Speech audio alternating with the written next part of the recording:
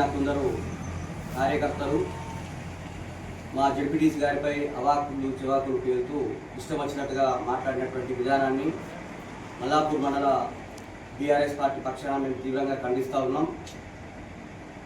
రైతులకు సకాలంలో ఎరువులు అందడం లేదని చెప్పి రైతు నాయకులు అందరూ కలిసి మొన్న కాంగ్రెస్ నాయకులు విసిరినటువంటి సవాళ్లను స్వీకరించి మేము వెళ్తూ ఉంటే అక్రమంగా అరెస్టులు చేసి నిర్బంధాల నిలువైనలా మేము ఎరువుల పంపిణీ చేస్తున్నామని చెప్పి వాళ్ళు నిరూపించుకున్నటువంటి పద్ధతిని యావత్ రైతాంగం పూర్తిగా చూస్తూ ఉంది.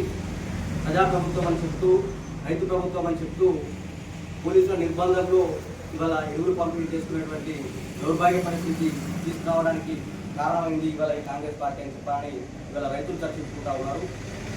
అదేవిధంగా నిన్న మాట్లాడుతున్నటువంటి నాయకులను కార్యకర్తలను చూస్తూ ఉంటే నిజంగా పశ్చాత్పదంగా ఉంది వాళ్ళు మాట్లాడుతున్నటువంటి మాటలు.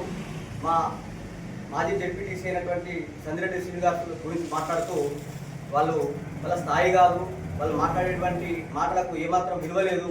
ఎందుకంటే చెప్పంటే ప్రజాక్షేత్రంలో ఆయన మండల ప్రజలు ఆశీర్వదిస్తే జగిత్యాల జిల్లాలోనే అత్యధిక మెజార్టీ సాధించినటువంటి జడ్పీటీసీగా ఆయన గుర్తింపు పొందినటువంటి వ్యక్తి. ఆయన మీద ఇష్టం వచ్చినట్టుగా మాట్లాడడం, కనీసం వార్డు మెంబర్ స్థాయి కూడా కానటువంటి వాళ్ళు మాట్లాడడం నిజంగా అది సిగ్గుచేటు.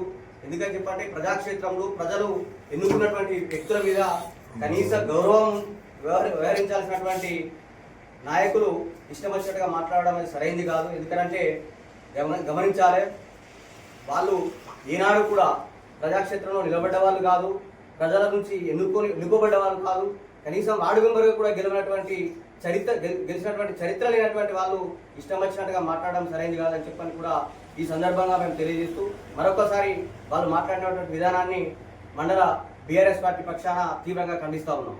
జై తెలంగాణ.